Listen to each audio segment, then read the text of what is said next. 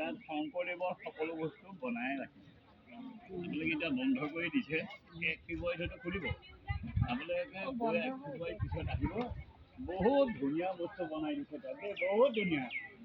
ভিতৰ সোমালে 3 ঘণ্টা আগত ওলাই আহিব নোৱাৰিব, মানে বস্তু চাই পেলাব নোৱাৰিব, ইমান ধুনীয়া ধুনীয়া বস্তু বনাই দিছে। মানে 10 অৱতাৰ মূৰ্তি তাত বনাইছে দেই, 10 অৱতাৰ মূৰ্তি। শংকৰদেৱৰ চৰণ ভাগ বনাইছে।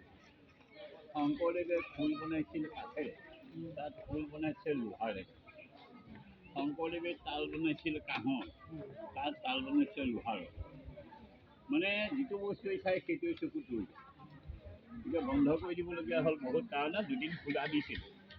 এতিয়া সকলোৱে আগবাঢ়ি মোৰ ওচৰলৈ আহকচোন, মই কি ক'বলৈ আনিছোঁ দেই। সকলোৱে ধুনীয়াকৈ শুনক, মই সকলোকে ভাঙি ক'ম বুলি কথাখিনি। এইখন আকাশী গংগা চাওক, আকাশী গংগাখন শংকৰদেৱে মধ্য ৰাতি আকাশৰ পৰা নমাই অনাৰ কাৰণে ইয়াৰ নাম আকাশী গংগা। শংকৰদেৱে মধ্য ৰাতি আকাশৰ পৰা আকাশী গংগাখন কিয় নমাই আনিবলগীয়া হৈছিল? শংকৰদেৱৰ দিনত আমাৰ বৰদোৱাত কিন্তু পানীৰ অভাৱ হৈছিল দেই। পানীৰ অভাৱৰ কাৰণে তেওঁ পাতল ভাগ খান্দি লৈছিল কুঁৱাটো। সেইটো কুঁৱা পানী তেওঁ খাই তেওঁ গা ধুৱে। কিন্তু শংকৰদেৱৰ লগত আমি জানো সকলোৱে চকুৰি ভকত থাকে। চকুৰি ভকতৰ এজন ভকতেও সেয়া পানী গ্ৰহণ নকৰে। কিন্তু চকুৰি ভকতে আকৌ গুৰুজনৰ লগত বহি নাম কীৰ্তন কৰিব লাগে। চকুৰি ভকতৰ গা ধুবলৈ পানী নাই, খাবলৈ পানী নাই, নাম কীৰ্তন কেনেকৈ? তেতিয়াতো চকুৰি ভকতৰ এটা সমস্যা হ'ল, তেতিয়া চকুৰি ভকত লগ খাই গুৰুজনক গৈ আপত্তি কৰিলেগৈ যে গুৰুবাব আমাক পানী অকণৰ সুব্যৱস্থা কৰি দিয়ক। তেতিয়া গুৰুজনেতো ভকতসকলৰ কথা ৰাখিবলগীয়া হ'ল। ভকতসকলৰ কথা ৰাখিবলগীয়া হৈ গুৰুজনে কি কৰিলে, মই যে আপোনালোকক অক্ষয় মন্ত্ৰী আৰু গুৰুৰ আসন দেখুৱালোঁ, গুৰুৰ আসনৰ তলতে শংকৰদেৱে নিজে আসন পাতি বহি লৈ ধূপ জ্বলালে, ধূনা জ্বলালে, বন্তি জ্বলালে। বন্তি জ্বলাই তেওঁ নিজে ওপৰলৈ প্ৰভুক আৰাধনা কৰে। তেওঁ যেতিয়া ওপৰলৈ আৰাধনা কৰিলে, মধ্য ৰাতি আকাশৰ পৰা আকাশী গংগাখন নামি আহিছে। আপোনালোকে চাওকচোন, ইয়াত দান যদি কিবা আছে জানো, একো নাই।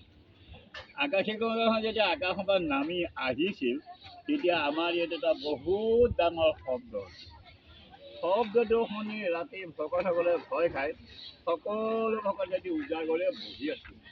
কিয়নো গুৰুজন হৈছে ভগৱান। তেওঁ মধ্যৰাতি আকাশী গংগাই নমাইছে নে কিয়ে কৰিছে নে তেওঁহে জানে।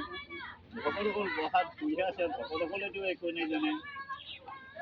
মধ্যৰাতি যদি ইমান ডাঙৰ শব্দটো হৈছে, সকলো ভকতে গৈ গুৰুজনক সুধিছেগৈ, গুৰুবাব ৰাতি যে ইমান এটা ডাঙৰ শব্দ হ'ল, ইমান ডাঙৰ আওয়াজ হ'ল, কিহৰ শব্দ হ'ল, কিহৰ আওয়াজ হ'ল, আমাৰ ইয়াত কি হ'ল, আমাৰ সকলোকে কওক।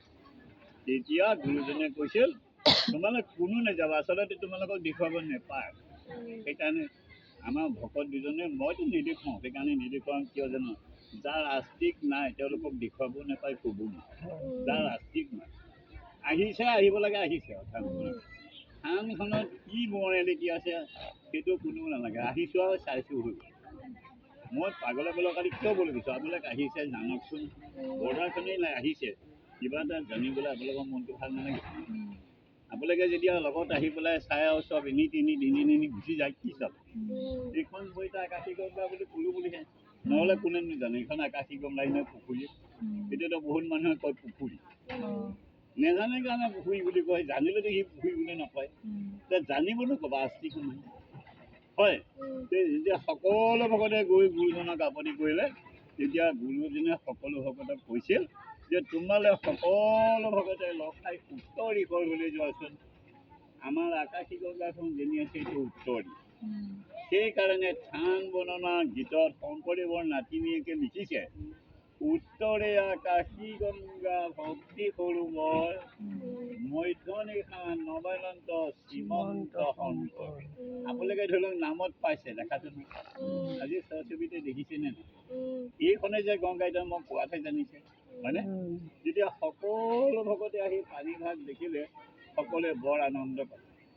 এয়া পানী ভকতসকলে খায়, এয়া পানী ভকতসকলে গা ধুৱে। তেতিয়া আপোনাৰ ভকতসকলৰ পানীৰ অভাৱ দূৰ হ'ল। এইখন আকাশী গংগাই হৈছে শংকৰদেৱে মধ্যৰাতি আকাশ সোপান নমায়।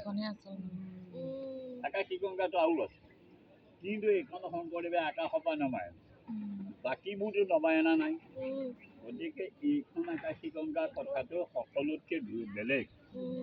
গুৰুজনে নমাই আনিব পাৰিছে এখন গংগা আকাশত। গংগাখনৰ পানী ভাগ ক'ত আছিল, তেওঁ নমাই কেনেকৈ আনিছে? কৃষ্ণ সকলোৱে বহক,